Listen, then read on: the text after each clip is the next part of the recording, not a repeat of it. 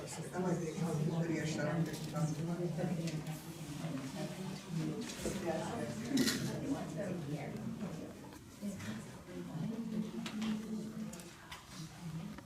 Good evening. My name is Sarah Taib, the principal of TAL Academy. Welcome and thank you for joining us this evening. I'm finding this year that I'm very often saying and thinking the words Shafiano Vikimano Vikimiano Lazman Hazeh. How thankful we are to have come to this point. We've celebrated a lot of firsts. We had a vision of creating a school, creating yeshiva for students with average to above average intelligence who have a language-based learning disability. A yeshiva where they could thrive both in their Judaic and secular studies. Baruch Hashem, now we have those students here in our halls and we're seeing them grow, we're seeing them thrive. And most importantly, we're seeing students who are starting to feel confident about themselves as learners and in their ability to be able to learn. And we had another vision.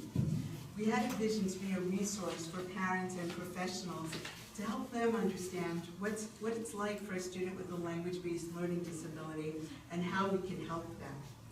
With that in mind, we have our Shafiano for tonight. We launched the TAL Academy Resource Center. For our first lecture, we chose to talk about language-based learning disabilities, what this means for a child. This is a very broad topic, and what we can share with you tonight will by no means exhaust the topic, but our goal is to give a basic understanding of the experience of children with language-based learning disabilities in our schools and in our homes, and to open the discussion for further talks. This evening, you're going to hear from two professionals that we are so fortunate to have on our team at TAL Academy, who have dedicated their professional lives and a good part of their personal lives to this mission, to the mission of understanding the experience of students with language-based learning disabilities and developing effective methodologies for teaching them.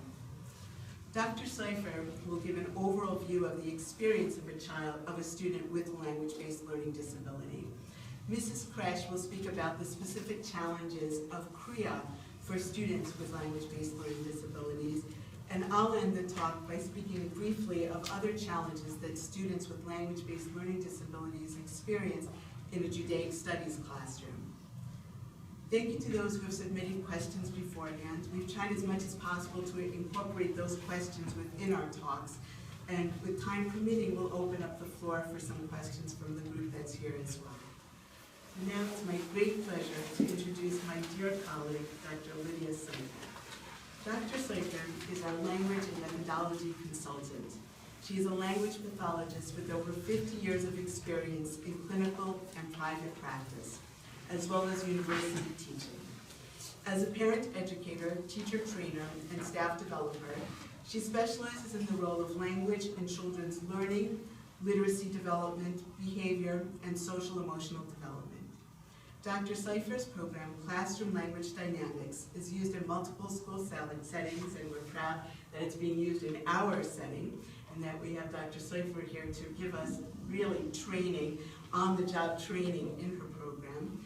Provides teachers with an understanding and techniques to answer the question of who is this child? A local, national, and international presenter, Dr. Soifer is an assistant professor of pediatrics at the Albert Einstein College of Medicine.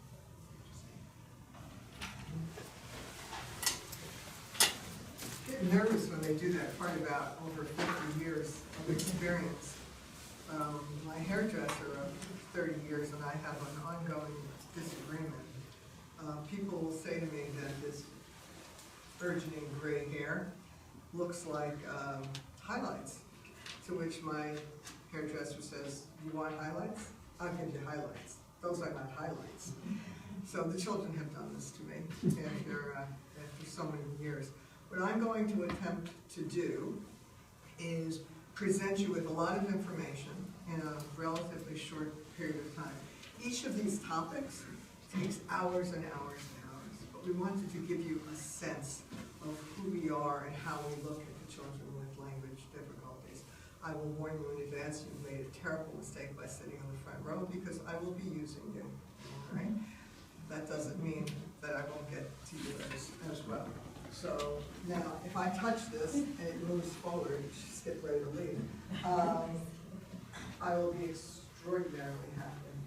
I knew it. They sense my presence. I think use 2 fingers.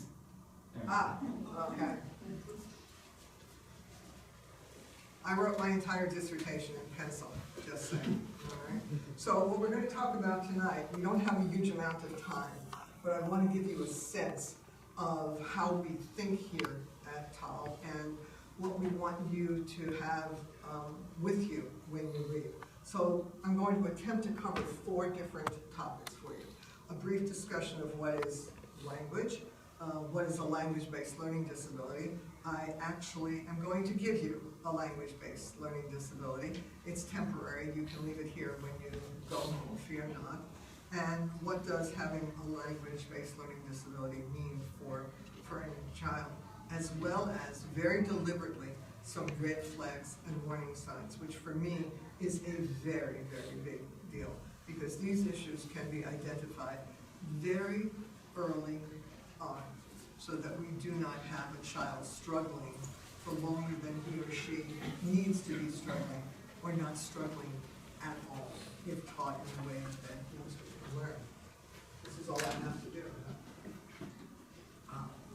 This image of who is this child was created quite a number of years ago, 2006, as you can see.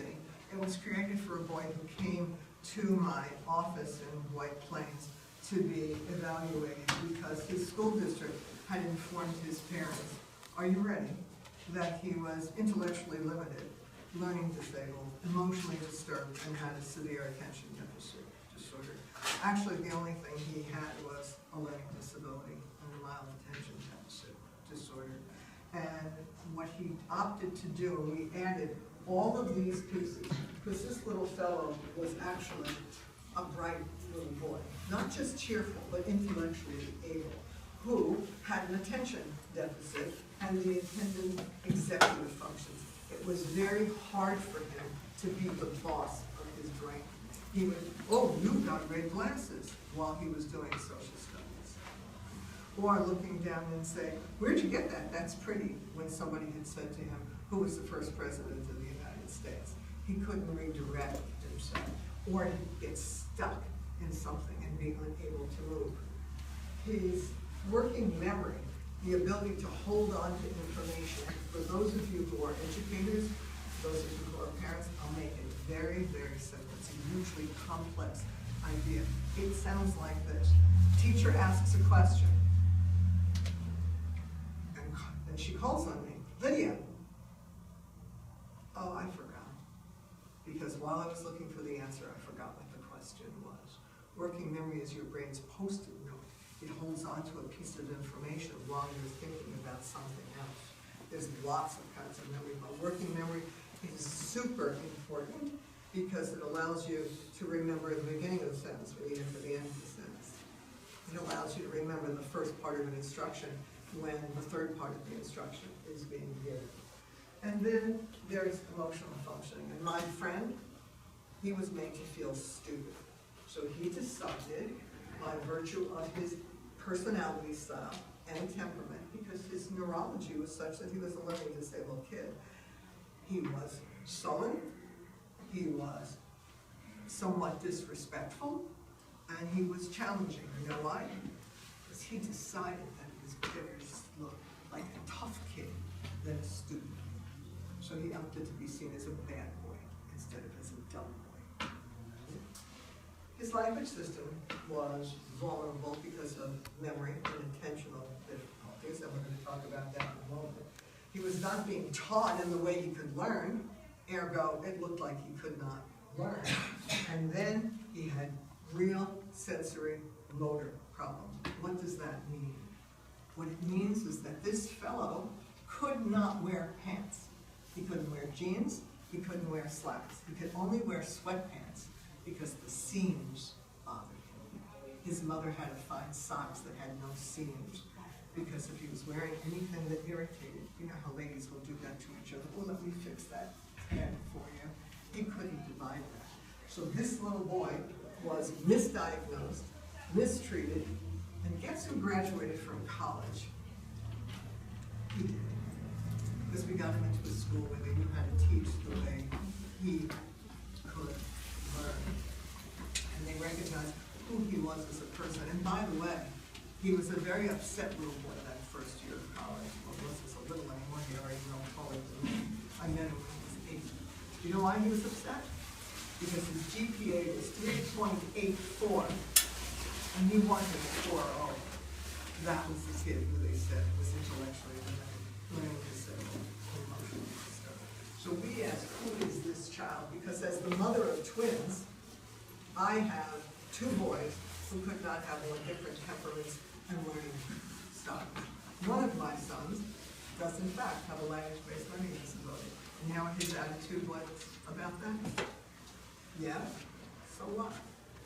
Whereas his twin brother would say, why me? Why did this have to happen to me? Why do I have to go to this school? Different styles, different personalities. So you can, no matter what I say, no matter what any of us teach you tonight, who is the child standing in front of you? And how must you teach that child in a way that he or she can learn? And you have to take all of this into consideration. So, part 1. I want you to keep thinking, yeah, who is the child that is in your mind, that is in your class, that you are dealing with diagnostically? What we're going to do is start with what is language. All right? Most assuredly, it is not what you think. How many of you speak another language? How many? 2. English and Hebrew. Russian. And Russian, English and Russian. Who else? How many languages do you speak? 3. 3, and you speak? Spanish, Hebrew, and English. Now I'm going to make you laugh. What do you call a person who speaks 3 languages? Pardon? Indeed. And what do you call a person who speaks 2 languages? Bilingual. Bilingual. And you know what you call a person who speaks 1 language? American. An American. Thank you. You're not getting half the fee for this just because you came up with 1 language. So language is far more complex. It's not French, Russian, Spanish. And what I'm going to do is give you the basics of what language is, a way of looking at language, and want you to understand the enormous power that language has, or the power that it fails to have when your system doesn't work very, very well. I also want you to know that I have a total of approximately 40 minutes, when in fact this course, What is Language, is not a second under 40 hours. Anybody who's not from New York? Where are you from? I've been around the world, but let's say Cincinnati. Oh, Cincinnati, okay, because here in New York we talk very fast. Out in the Midwest they don't talk quite as fast as we talk, so I can talk to everybody this way, and you're going to be in trouble if I do this, in any event. All right, so I want you, the language pathologist in the audience recognizes this. Language is not simply expressive and receptive. It is far more complex. In this very long, blessed career of mine, I have yet to meet a child who had one but not the other. Because language is a dynamic, rule-governed system. And the children start learning the rules from the very beginning. What I want you to look at is this interaction of content and use and form, Blue and Leahy, is a dynamic system of rules. Because language is a code. It's a means of representing one thing with another, one idea with another. So we have 3 major parts: content, use, and form. This conceptualization, instead of expressive receptive, those of you who have had your children evaluated will see sometimes it says she has an expressive language problem, or her receptive language is not as strong. But the reality is very, very simple. Rarely, if ever, do you have one without the other, because it is an integrated system. So I want you to think about what I'm doing right now. I am choosing the words. I'm not talking to you as if you were graduate students in language disorders. My purpose here is heuristic. I'm going to teach you. And the form that I'm using is standard New York dialect. Anybody here from Brooklyn? Yes, so you know, when I grew up in East New York, This is how I talked, and then when I went to Brooklyn College, they made me get rid of this. Because you can't be a professional in this field if you talk like this, because it's dialectal. So when I went off to Penn State, years later, what am I doing? I'm dentalizing my T's and B's, I'm nasalizing my vowels. It's an accent. So everybody, all the graduate students had to screen the incoming freshmen, and then they randomly checked our work. So every kid who came through and said ka, sta, ba, fa, I passed through. That was a mistake, because in central Pennsylvania you say star, car, far, and bar. They didn't trust me very much after that. So there's, what words do I want to say? For what purpose do I want to communicate to you? And what forms, what sounds, what word parts do I want to use? And what grammar? You know what? Most of this is not taught to children. They just pick it up by virtue of being spoken to. And you can't talk to them too early. This is the quickest way. So please don't think of language as expressive and receptive. When we talk about kids with language-based learning disabilities, they could have difficulties in each of these areas. All the word meanings, all the different reasons that we talk and listen, and in the way we construct the words and sentences, because all of this, as you'll see, leads to reading and writing. So let's begin with the sounds. Now, the reality is in language form. You know what they say? There's a difference between children who say mama and dada. Very interesting literature. Children who are bottle-fed versus children who are nursed, because you use your lips differently for those sounds. Mama, dada. If you're drinking from a bottle, you control and work harder with your tongue than you do if you're nursing. Why do they not talk in full sentences? Why do they not make sounds? Because they don't have the muscle control, but they are understanding. They are beginning to store information. You know what? There was literature for years that said babies start learning language. Ergo, they start learning to read the minute they hit the air.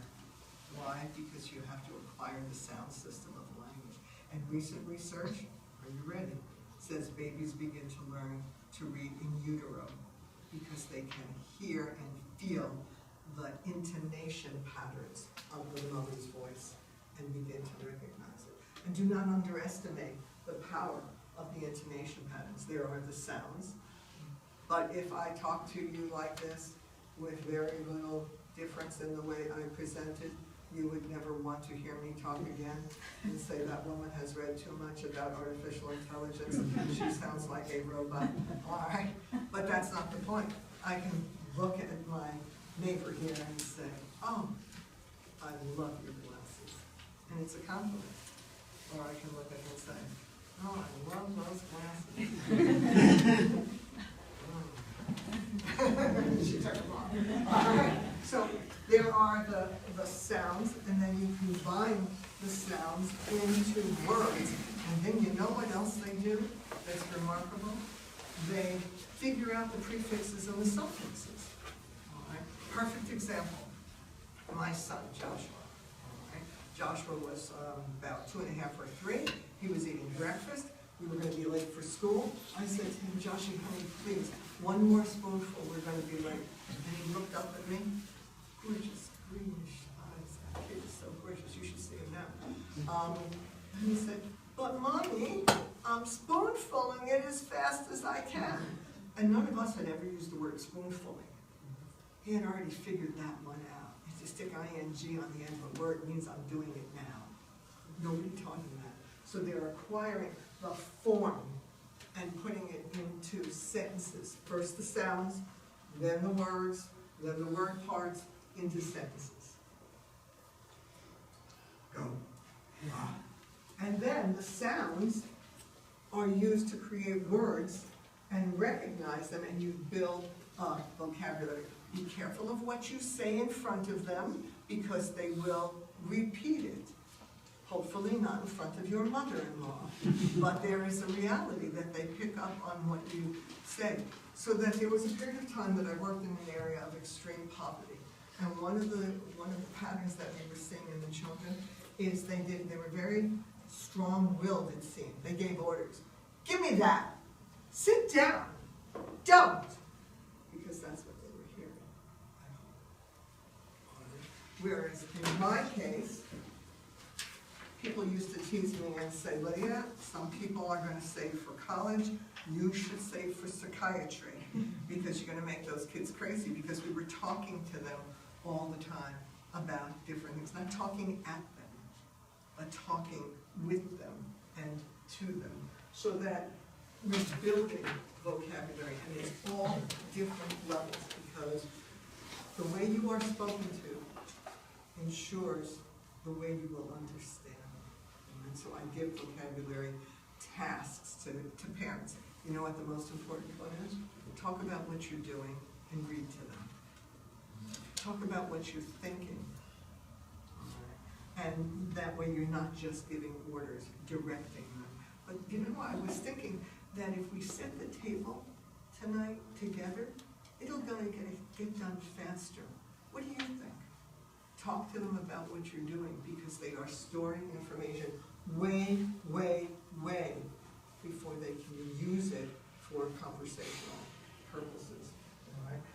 The bigger your vocabulary, the more able you are to express yourself, and we'll get to word finding. And you know where you get more vocabulary from? Initially, from interactions with people, and ultimately from reading.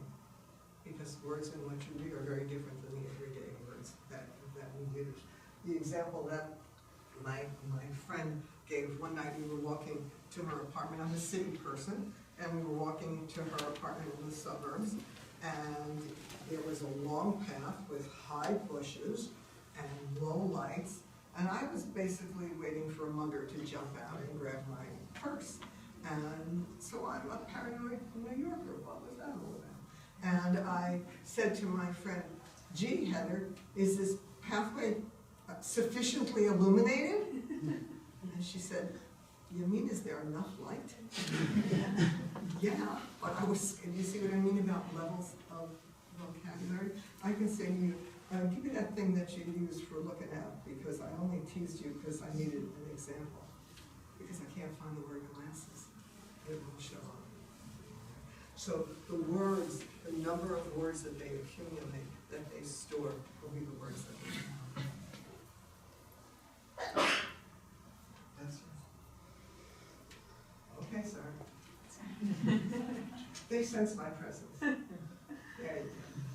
And then you put all the words, the sounds, and the intonation patterns with the words that you use, all right, and with the words that you choose, and you turn them into all the purposes for communication.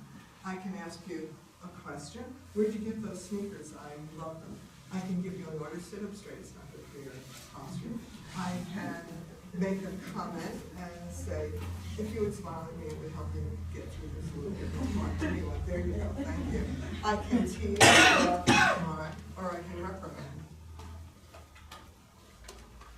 But I wouldn't arch my eyebrow at someone, purse my lips, and say, I love you. You're my best friend. Because if the content used inform have to go together. And if I use that information, it doesn't matter. And the message that I'm giving is bad and confused. Conversational skills, knowing how to introduce a topic, knowing how to stay on the topic, knowing when you talk too much, oh, hello, there's something going on over here. All right, knowing when you talk too long, when to switch topics. These are skills that, as you'll see in a few million slides, that when they're not, when they have language-based problems, this causes social interaction problems. And those social interaction problems cause emotional problems. And also storytelling, which becomes crucial because early storytelling starts at age 2 and becomes one of the foundations for reading comprehension, especially in fiction. So they are learning from it just doesn't like me, Sarah.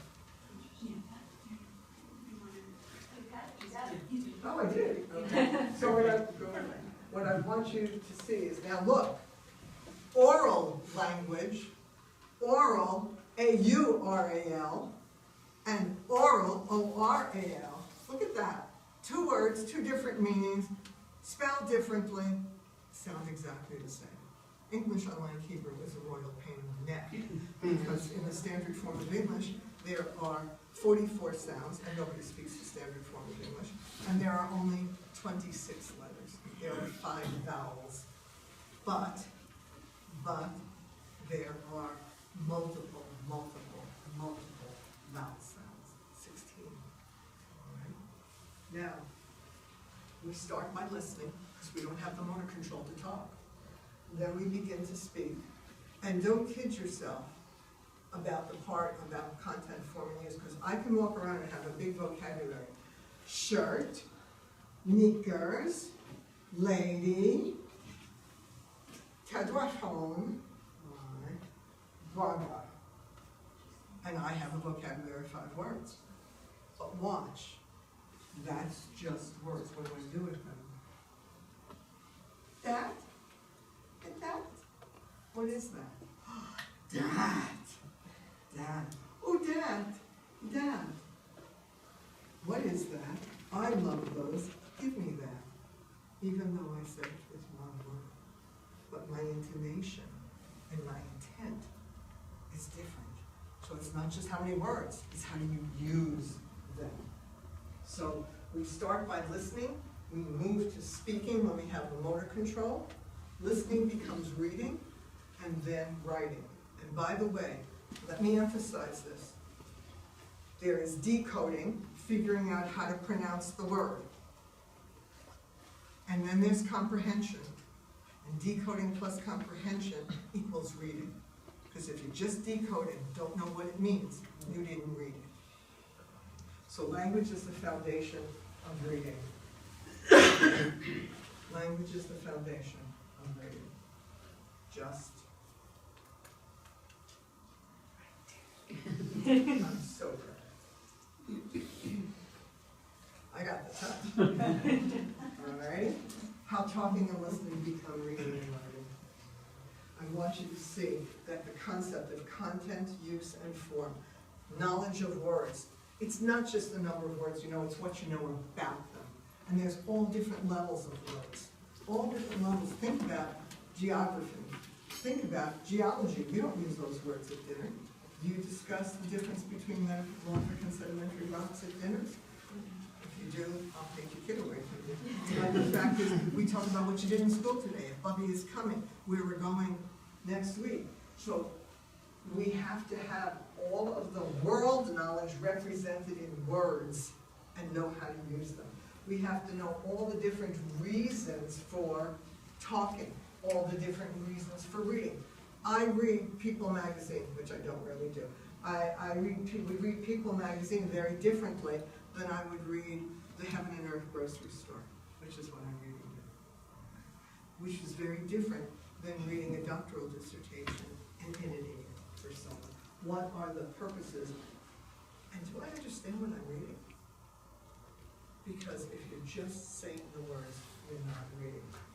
And then the sound system, and Mrs. Kresh will go through that with you in great detail in regard to Kriya, is about decoding. I could put a word up on this board that you would be able to, well, you would be able to decode, but most of the rest of you wouldn't. You might know how to pronounce it, but you wouldn't know what it means. So the sound, all of these sounds become letters on the page, and you have to figure out how to say them.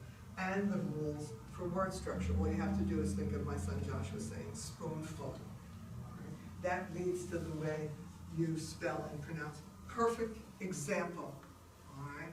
Many years ago, when I was looking for an office up in White Plains, I was looking for an address. I'm from Brooklyn. I didn't know a thing about White Plains. And I kept saying to people, can you tell me where 307 Memoronic Avenue is? And no, I'm sorry, I don't know that. Can you tell me where 307 Memoronic Avenue is? I'm sorry, I'm not familiar. And then I took the page and I said to this lady, could you tell me where 307 Memoronic Avenue is? And she looked at me, she said, honey, that's Mamaroneck. I had the accent on the wrong syllable. And as a result, people were not understanding it. And then think about what happens with grammar. All right, he ain't going there. Yo! No. But when you are reading, if the grammar is complex, the woman who is wearing a beautiful red or burgundy hat matching her sweater is sitting close to the wall. Well, here's a simple reality. That sentence is the woman is sitting close to the wall. But if you have to process that whole clause, you have to have good grammatical knowledge and good memory all day long. All right? Come on, don't fail me now. Oh, there they are. Here's what I wanted to summarize with. Learning to read and then reading to learn. Once you learn to read, you can then read for the purposes of learning, because you can be exposed to concepts and ideas that you might not have understood before. Those sounds become letters. You see that gorgeous person over there? That gorgeous person over there was 4. He's now 33. Which was very troubling because I mentioned to him that he had gray hair, and he gave me a filthy look and said, "It's blonde, Mom." We're not going to argue about that, but because I knew that he had, these are my sons, the language-based learning disability. In our house, we had posters up with the letters, and they had to find words that started with those letters that we were adding to them. Why? Because I was training their ears to get ready to recognize the letters, because I knew what was coming. And then the letters get turned into words, and then understanding what you hear becomes understanding what you read. And some of our boys and girls cannot learn to decode, and therefore can't get to the comprehension, rely on what they hear. And they can fake it for a really long time, especially if they have good memories. All right? And saying what you mean becomes writing what you intend. However, I address my colleague, Mrs. Tayyid, in her formal title when we're dealing this way, but when I'm with a group of people for professionals. But in the morning when I grade her, I don't say, "Good morning, Mrs. Tayyid. How are you today?" I say, "Hey, Sarah, how you doing?" All right? So saying what you mean becomes writing what you intend, because I wouldn't write her a note that said, "Hey, Sarah, thanks so much. It was cool." I wouldn't do that. Not in a formal way. You would do that? Yeah. Children are surrounded by language, everyone, all day long in school. We are using language as educators to teach language to children. That's why I said it's not French, Italian, German, Spanish. It's all of the information that we share with them and expect from them. That we expect them to learn and expect them to use. And you all are using language to understand what I'm saying.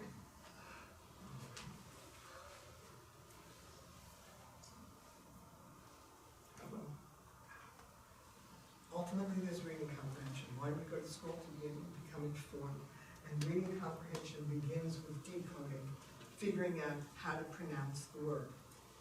All right. Understanding what the word means. What is the vocabulary? How is that word used in a sentence?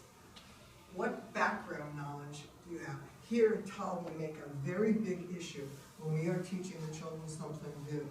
We tell them what we're going to teach them and how we're going to teach it. And then we teach it. And then we talk about how we taught it, so that children can recognize what techniques we use to help them remember, to help them understand.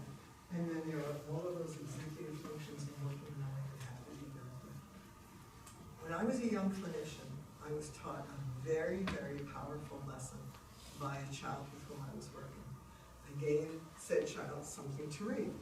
And then in my youth, I said to him, "So now, what is that? What was that about?" And he said, "Oh, no."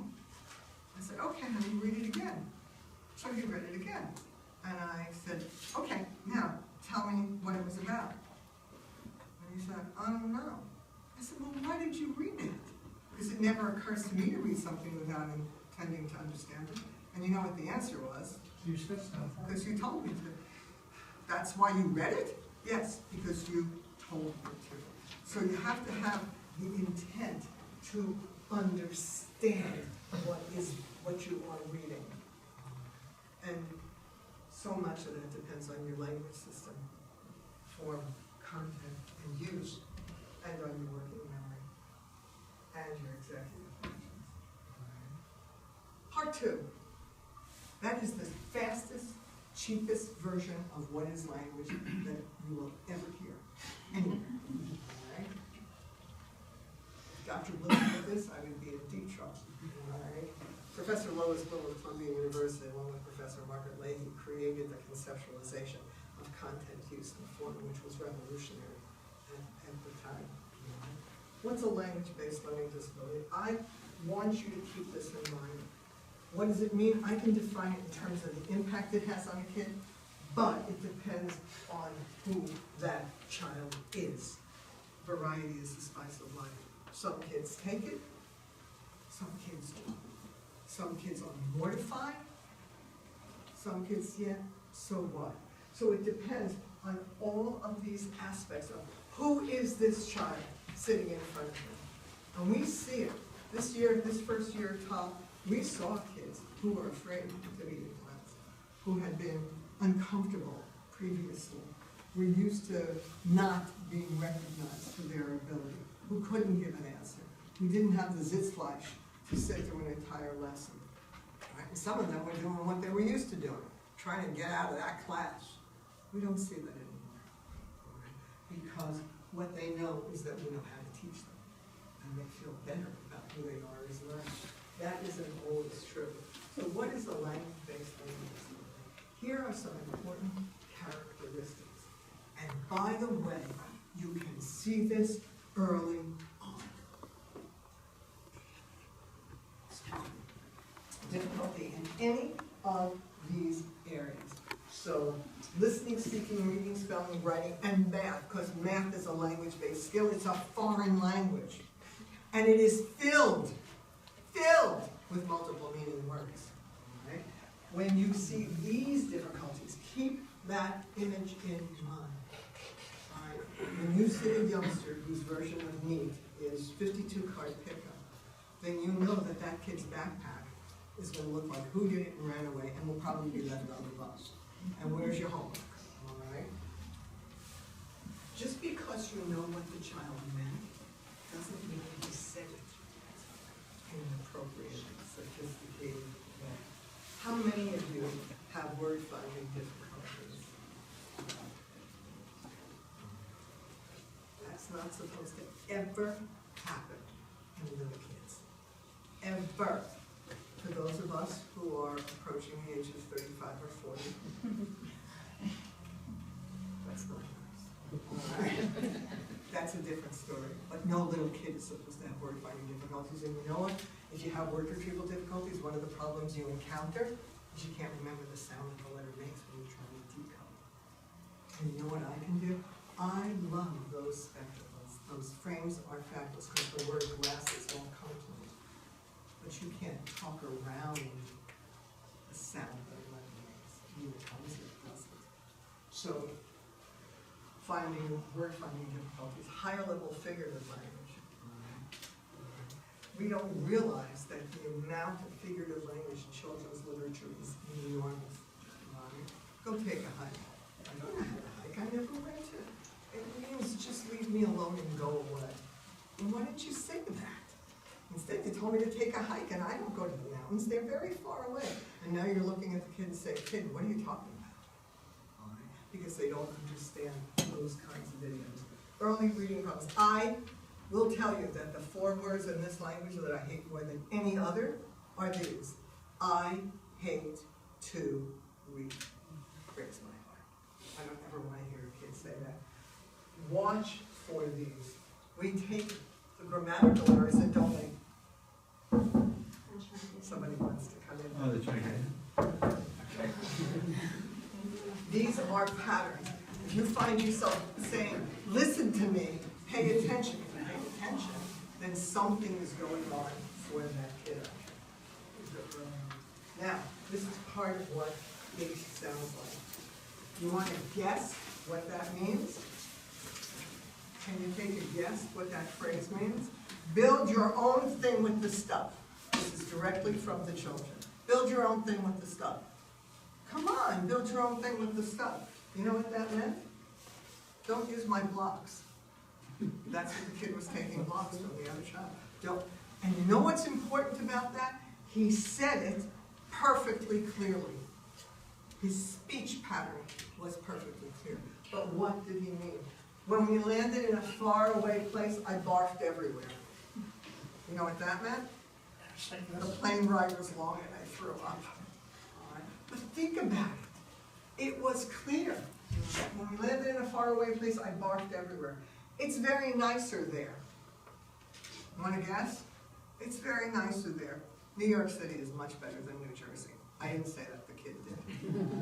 And then, why do we have one water sink? Who knows what a water sink is? It's a fountain. Are you learning to say? No, that's very good. And then, see if you can figure out this one. Because she needed to talk to a friend, like someone like mom or dad or grandma or grandpa, to say something to them because they needed to be talking to someone because the parents have to know what they need to know about. And yeah, maybe they're not going to do it. And it's done with full expression and perfectly clear. What was the kid talking about? He was describing a picture of a child who looked confused. Now, does it make a little bit more sense? And, excuse me, how do you know you have an animal? Do you have a pet? But it's perfectly clear. This is not hard to perceive, but our minds fix it for them.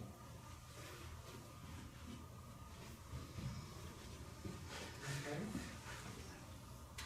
See if you can figure out what those mean. These are disruptions in form or content in use. Tomorrow is Harley my mom pick up. That would be word order confusion. Yes, honey, mom, you'll pick up Harley tomorrow. But catch it, all right? All right? I can help at the front or the end of the day. That's word finding. Couldn't find beginning. So he said the front. I was helpful, like when I fold the laundry, like I was helpful like that. And it's spoken clearly. But these are perfect examples, and I didn't make these up. My favorite, we're geniuses! All right, when they did something right. Now, I can only imagine how long that's like. All right. What does it mean to have a language-based learning disability? It really depends on who is this child. How is it affecting this child? How does it manifest? How severe it is? In what part of the language system is it manifesting? I know kids who are very language aware, have such great social skills. They can charm someone by batting their eyelashes, by, hey, come on, yeah, you come and you can hang with us because we're all gonna, come on. And the different kid might say, you want to come play with us? But the message is delivered. And the kid, I don't care if he didn't understand. I was telling him to come, but he didn't get it. So I just dragged him over. All right. Who is this child? I want you to keep this in mind. There's multiple levels of language. There's the way you talk to someone who is your superior. There is the way you talk to your child.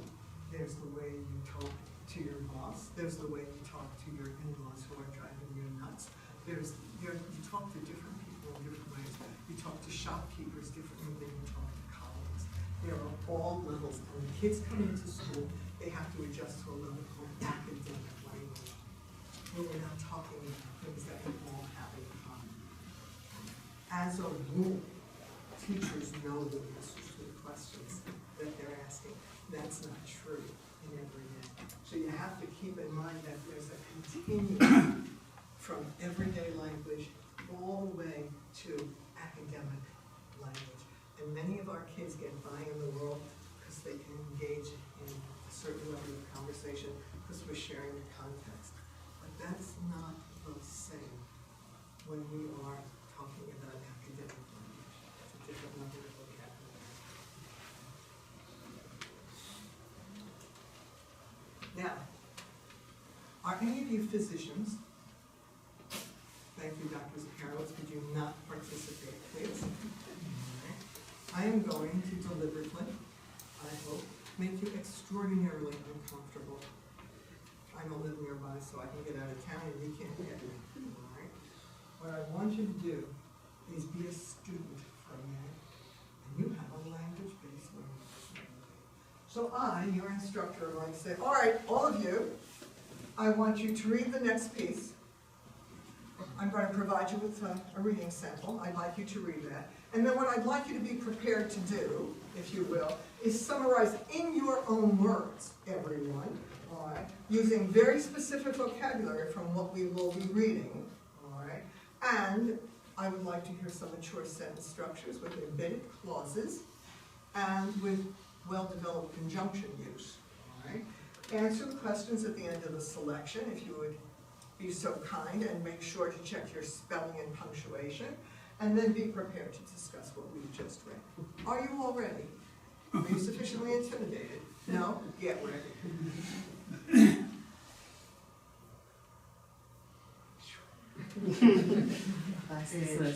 There you go. Okay, please take a moment and read this sample and be prepared to answer questions and discuss it. Oh, and then let me make an accommodation for those of you. I get nuts about modifications and accommodations. I'd rather that we remediate, but allow me to read this to you if it'll make it easier for those of you who have trouble reading.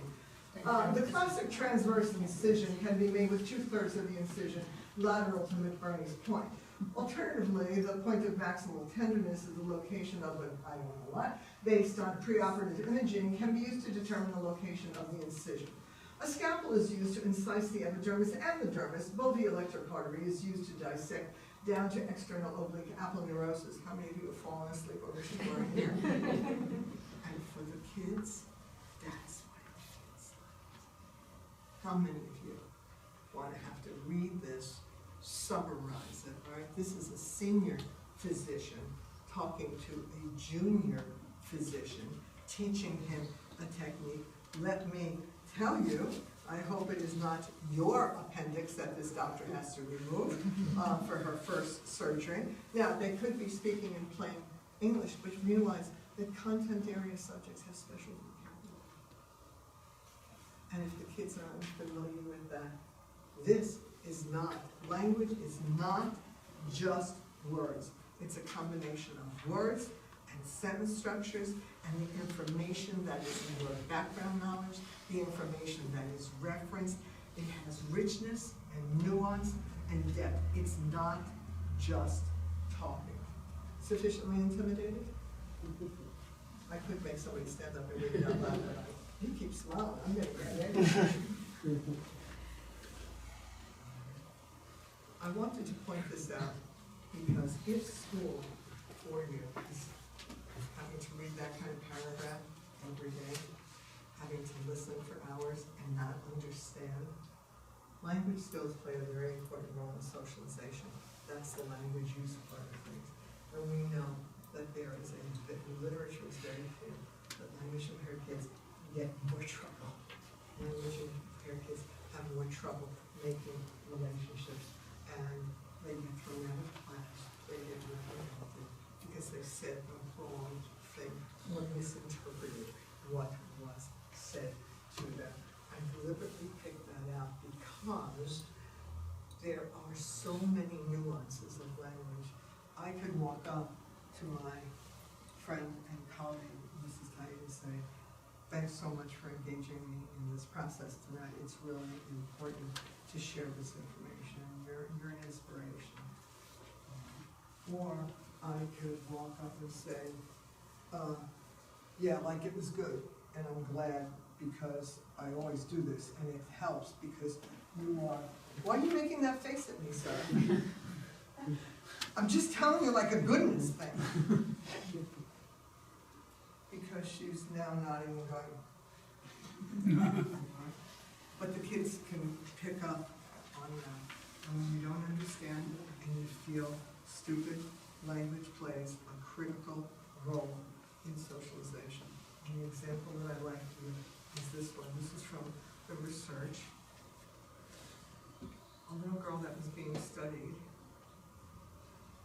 referred to two of the other girls as liars. Guaranteed way to start catfighting. Because what she meant, what she was attempting to communicate was, no, that's a mistake. I don't agree with you. But because they weren't saying what she thought they should say, she called them liars. Do I have to tell you what ensued? So it really has a high occurrence of difficulty in social interactions. You cannot imagine the nuance. Like, I tease this gentleman to make him smile at me because he has a serious demeanor. This gentleman smiles and nods every time I turn in his direction. I look for that from people. But when you've got a bunch of kids sitting in front of you like this, what? It's very hard. And the kids get scared and they want to sit in the back. One of the marvelous things about TAL is there's no back. We're there with each and every one of them. All the teachers are being trained to teach them how they can learn and understanding the language demands academically. All of this is crucial. One of the emotional factors, if your family is frustrated with you, there's a million different aspects of social communication that lead to some of the behavior problems that we see. And here, this is what I want you to hold on. Confidence leads to confidence.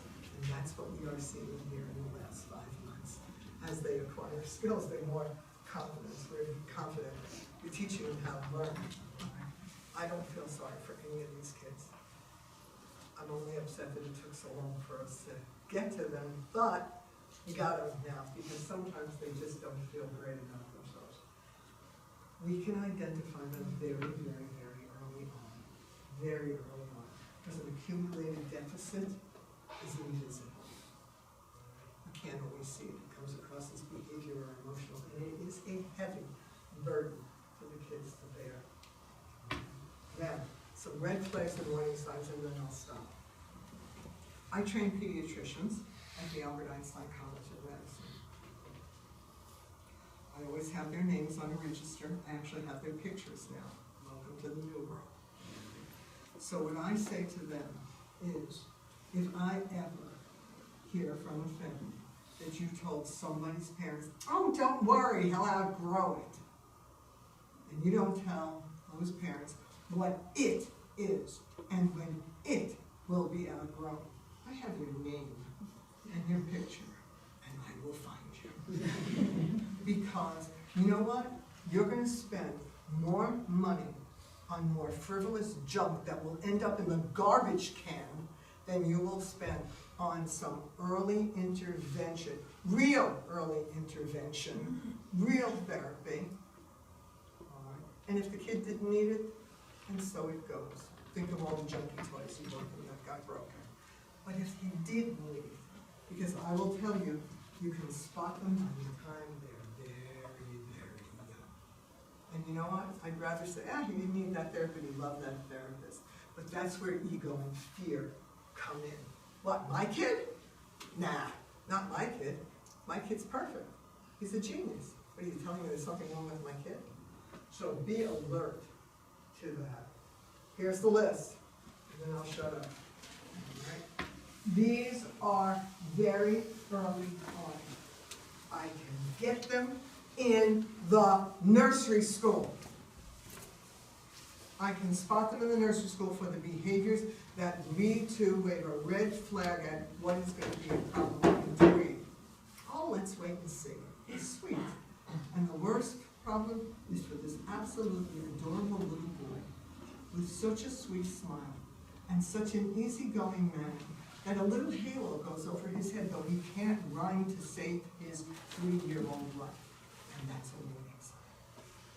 All right?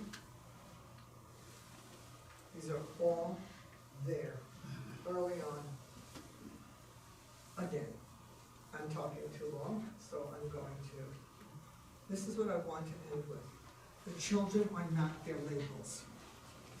Do not let their labels become the definition of their life.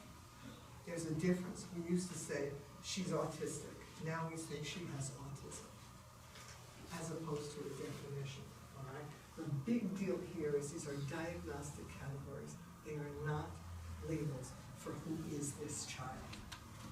So look at this. Because when you have a certain level of testing, there's a focus on the numbers. And children are not their test numbers. Who is this child? Not the 43rd percentile.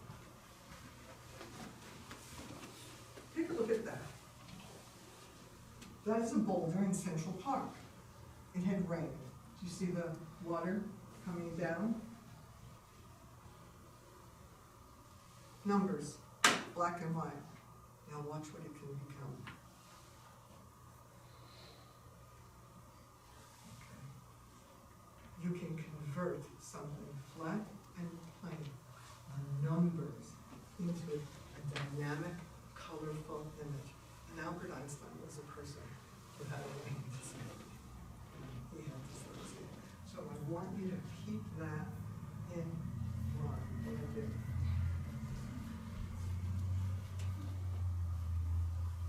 The children are not their diagnostic category. They are not their numbers.